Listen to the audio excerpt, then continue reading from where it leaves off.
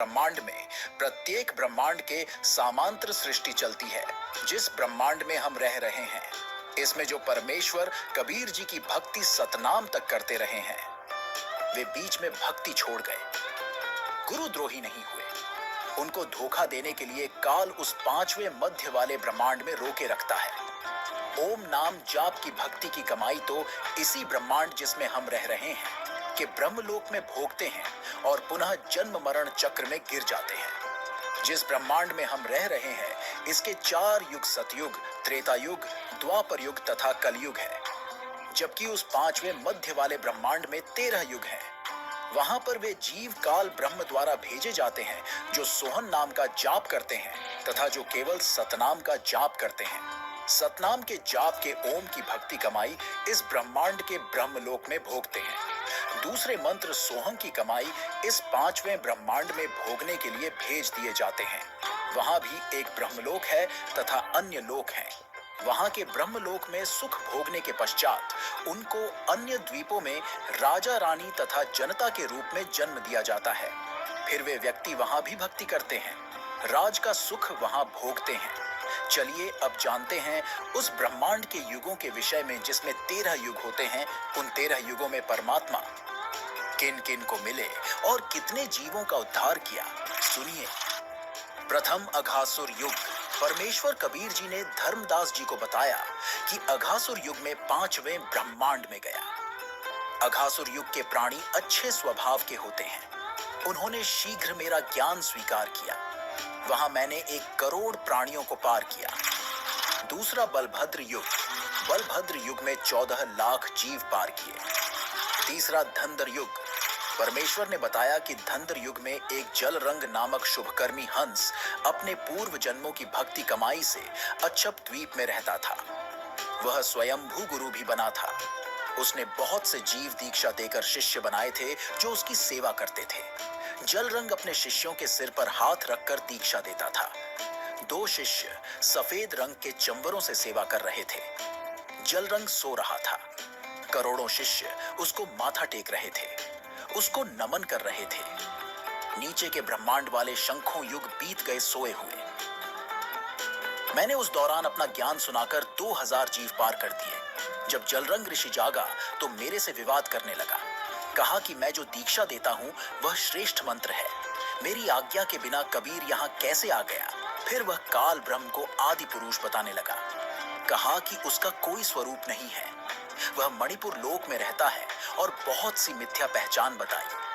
मैं वहां से चला गया। फिर परमेश्वर ने बताया कि इस जलरंग को मैंने पुरवन युग में समझाया। चौथा पुरवन युग। परमेश्वर कबीर जी ने कहा कि हे धर्मदास, मैं पुरवन युग में फिर उसी ब्रह्मांड में गया। जलरंग सोया था। उस दौरान मैंने 7 लाख हंसों को दीक्षा दी, जिनमें से 25 ने नाम खंड कर दिया। वे तो काल के जाल में रह गए। शेष जीव 6,99,900 पिछेत्र सतलोक चले गए। इसके पश्चात मैं उसी द्वीप में गया जहां जलरंग रहता था। मुझे देखकर जलरंग ने कहा कि मैं तो निंद्रा में आलसवश था, तुम पीछे से जीव ले गए। मेरे को सतपुरुष ने नामदान करने का आदेश दे रखा है, तुम मेरे से आज्ञा लिए बिना जीवों को कैसे ले गए। तब परमेश्वर ने कहा कि हे जलरंग, मैं तो युग युग में आता हूं, मैं अमर हूं, आप तो नाशवान हैं। एक समय मेरे से एक कुष्टम पक्षी मिला था, वह भी इसी ब्रह्मांड में रहता है। वह असंख्य युग से रह रहा है। कुष्टम पक्षी ने बताया कि मैंने 27,000 महाप्रलय देखी है। तब जलरंग ने कहा कि मेरे को कुष्टम पक्षी के दर्शन कराओ। तो मैं तथा जलरंग कुष्टम पक्षी के लोक में गए। हमारे साथ करोड़ों जीव भी गए जो जलरंग के शिष्य बने थे। जलरंग ने कुष्टम पक्षी के सामने अपनी शंका का समाधान चाहा तो कुष्टम पक्षी ने बताया कि मैं कबीर पुरुष का शिष्य हूँ। जिस समय महाप्रलय होती है, सब लोग जलमय हो जाते हैं। तब मैं ऐसे रहता हूँ जैसे जल के ऊपर झाग रहता है। ये बात सुनकर जलरंग को आश्चर्य हुआ और शर्म के मारे सिर झुका लिया। उसका अभिमान टूट गया। तब कबीर परमेश्वर की जलरंग ने स्तुति की। मैं तो महाभूल में था, परमात्मा तो कबीर ही है। यह बात सुन अन्य सर्व जीवों को भी विश्वास हुआ जो हमारे साथ गए थे तथा जो उस कुष्टम पक्षी के द्वीप के थे। इस तरह जलरंगी तथा अन्य जीवों ने दीक्षा ली, अपना कल्याण करवाया। 5वां अनुमान युग। कबीर सागर के अध्याय अंबु सागर के पृष्ठ 15 पर कबीर परमेश्वर जी ने धर्मदास जी को बताया है कि तुझे काल के छल को बताता हूँ। अनुमान युग में दुर्गा देवी अपनी पुत्रियों के साथ गुप्त द्वीप में रहती थी। काल ने अपने पुत्र ब्रह्मा को 4 वेद दिए। उनको पढ़कर ब्रह्मा ने अपने अनुभव से पुराण ज्ञान अपने वंशजों ऋषियों को सुनाया। उन्होंने एक पुराण ज्ञान में अपना अपना अनुभव मिलाकर 18 भाग बना दिए और सबने ज्ञान का अज्ञान बनाकर जनता में फैला दिया। वही ब्रह्मा पहले स्वयं पृथ्वी पर ऋषि रूप में आया। अपनी अनुभव कथा की ब्राह्मण पूजा प्रारंभ करके चला गया। क्रिया कर्म का जाल फैला गया। फिर विष्णु पृथ्वी पर आया। उसने तुलसी काष्ठ की माला, जति, सती, त्यागी, सन्यासी पंथ चलाया। विष्णु का सुमरण करें, विष्णु को अविनाशी बताया। फिर शिव पृथ्वी में आया। उन्होंने भिक्षुक पंथ चलाया। गिरी, पुरी, नाथ, नागा, चारों शंकराचार्य आदि आदि शिव के पुजारी हैं। सर्व संसार इनकी पूजा करने लगा। उस समय दुर्गा को कोई नहीं पूछता था। तब दुर्गा ने देखा कि इन तीनों पुत्रों ने मेरा नामो निशान ही मिटा दिया। तब उसने 3 पुत्री जन्मी। उनका नाम रंभा, सुचि, रेणुका रखा। इन्होंने 64 रागनी और राग गाए। सुरनर मुनिजन मोहित किए। फिर 72 करोड़ उर्वशी उत्पन्न की। इनमें सर्व देवता तथा ऋषि फंसा रखे हैं। परमात्मा ने बताया कि मैंने उस अनुमान युग में 7000 जीव पार किए। उस समय मेरे को देवी नहीं पहचान सकी। छठे धीर्यमाल, धीरमाल युग। परमेश्वर ने बताया कि धीरमाल युग में मेरे यथार्थ ज्ञान से प्रभावित होकर 1 लाख जीव पार हुए। 7वें तारण युग। कबीर परमेश्वर ने बताया कि हे धर्मदास, तारण युग में एक उत्तम पंथ नाम का राजा था। वह हमारा पिछले जन्म में शिष्य था। किसी कारण से काल जाल में रह गया था। काल हाथों चढ़ा व्यक्ति कोरे पाप करता है, जिसके कारण राजा उत्तम पंथ बहुत अन्यायी हो गया था। ब्राह्मण, ऋषि, सन्यासियों को देखकर क्रोधित होता था। उनके वेद शास्त्र जनेऊ तोड़कर अग्नि में डाल देता था। इतना अत्याचार कर रहा था। पशु पक्षियों को शिकार कर करके मारता था। प्रजा को अति कष्ट दे रहा था। मैं एक दिन उस राजा के महल के सामने वट वृक्ष के नीचे संत वेश में बैठ गया। एक सगुनिया नाम की नौकरानी ने कहा कि राजा आपको मार देगा, आप यहां से चले जाओ। मैं उठकर दरिया के किनारे जा बैठा। राजा रानी के स्नान के लिए अगले दिन क्षितिया नौकरानी घड़ा लेकर जल लेने गई, परंतु घड़ा जल से बाहर नहीं निकला। राजा प्रजा सब आए, परंतु घड़ा नहीं निकला। फिर मैंने एक सुंदर तोते का रूप बनाया। मुझे पकड़ने के लिए सभी कोशिशें की गई, परंतु व्यर्थ रहा।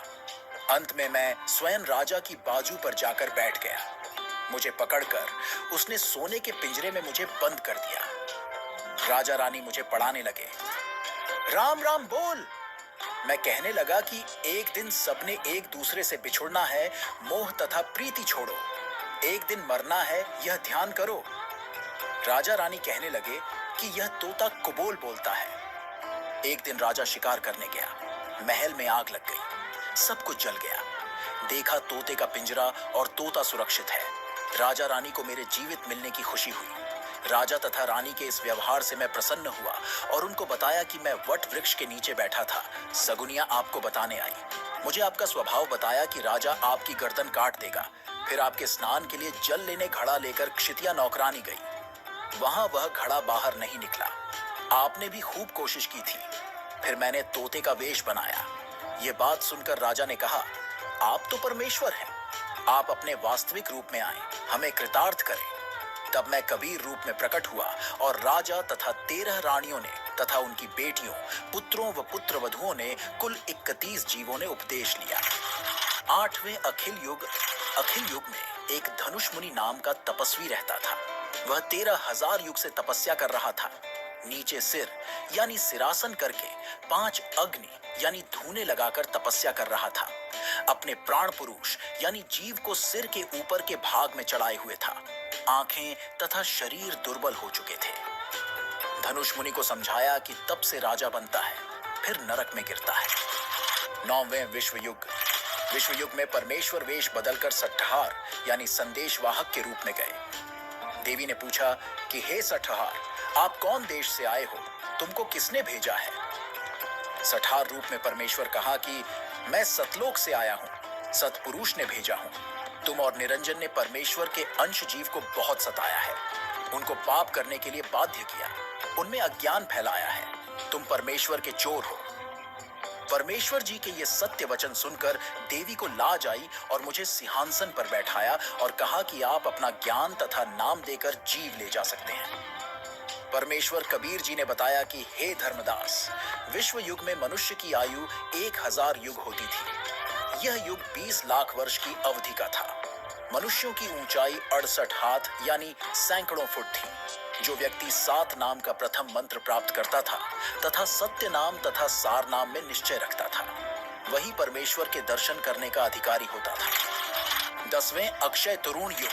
परमेश्वर कबीर जी ने बताया कि हे धर्मदास, इस युग में उसी ब्रह्मांड में काल का कूर्म था। उसको समझाया, उसने दीक्षा ली। वहां पर एक नरक है, उसमें 84 कुंड बने हैं। प्रत्येक कुंड पर यमदूतों का पहरा है। उनके 14 यम मुखिया हैं। वहां 28 लाख नकली गुरु तथा उनके शिष्य व अन्य जीव भी नरक भोग रहे थे, जिन्हें यमदूत पीड़ा दे रहे थे। जब तक मैं वहां पर रहा, तब तक सब जीवों को नरक की पीड़ा नहीं हुई। मेरे जाने के पश्चात फिर से वही यातनाएं उनको प्रारंभ हो गई। इस युग में मैंने 5 लाख जीवों को मोक्ष प्राप्त करवाया। 11वें नंदी युग।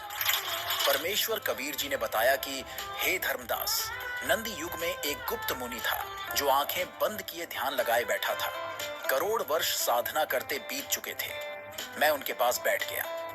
जब ऋषि ने आंखें खोली तो उसने कहा कि आप कौन हैं?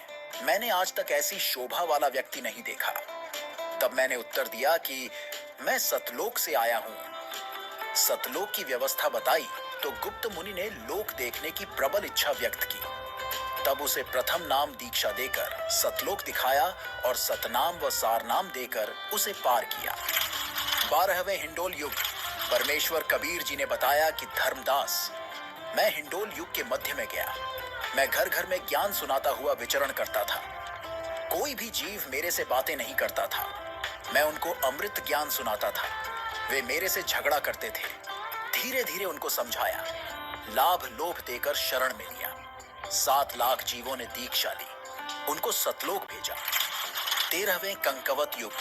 परमेश्वर कबीर जी ने बताया कि हे धर्मदास, जब काल निरंजन को पता चला कि कोई सतलोक से कड़िहार यानी जीव मुक्त करने वाला सतपुरुष का भेजा अंश आता है, उसने अनेकों जीवों को काल जाल से छुड़ा लिया है। कंकवत युग में काल ब्रह्म स्वयं एक गुप्त मुनि का रूप बनाकर बैठा तपस्या कर रहा था। करोड़ों जीवों को नाम देकर मूर्ख बनाए उनका गुरु बनकर मध्य वाले ब्रह्मांड के पाताल लोक में बैठा था। मैंने उसको समझाया कि तुम काल हो, तूने परमेश्वर के जीवों को सता रखा है, पाप का भागी हो रहा है। मैंने ही सर्व रचना की है, मैंने ही सतलोक में अंडे से तेरी उत्पत्ति की थी। तूने तो मुझे पहचाना नहीं। यह बात सुनकर काल मेरे साथ युद्ध करने लगा। उसको मैंने शब्द शक्ति से घायल किया। वह उठकर भागा और अपने 21वें ब्रह्मांड में जाकर छिप गया। उसके पश्चात उस मध्य के ब्रह्मांड में बने 3 लोकों में प्रलय हो गई। इस कंकवत युग की अवधि 35 लाख वर्ष होती है। मनुष्य की आयु 1 लाख वर्ष होती है। मनुष्य के शरीर की ऊंचाई 80 हाथ यानी सैकड़ों फुट होती है। इस तरह परमेश्वर कबीर जी ने मध्य वाले ब्रह्मांड के 13 युगों में अनेकों जीवों को पार किया। सवाल नंबर 4, जिस ब्रह्मांड में हम रहते हैं उसमें कितने युग होते हैं? इन युगों की कितनी अवधि होती है? इन युगों में मनुष्य की कितनी आयु होती है तथा परमात्मा इन युगों में किन रूपों में आए थे?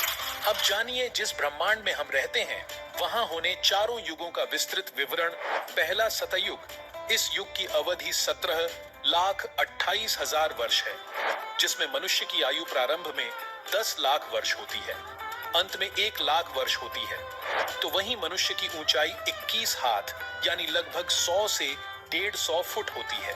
परमात्मा सतयुग में सत सुकृत नाम से प्रकट हुए थे। दूसरा त्रेता युग।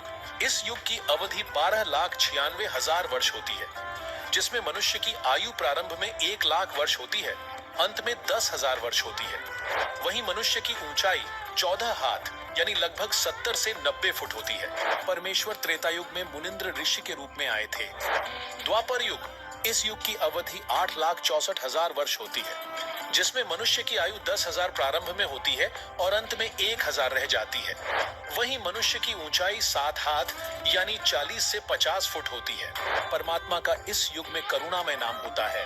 कलयुग इस अंतिम युग की अवधि 4,32,000 वर्ष होती है, जिसमें मनुष्य की आयु 1,000 वर्ष से प्रारंभ होती है, अंत में 20 वर्ष रह जाती है तथा ऊंचाई 3.5 हाथ यानी 10 फुट होती है, अंत में 3 फुट रह जाती है। वहीं परमात्मा कलयुग में अपने वास्तविक कबीर नाम से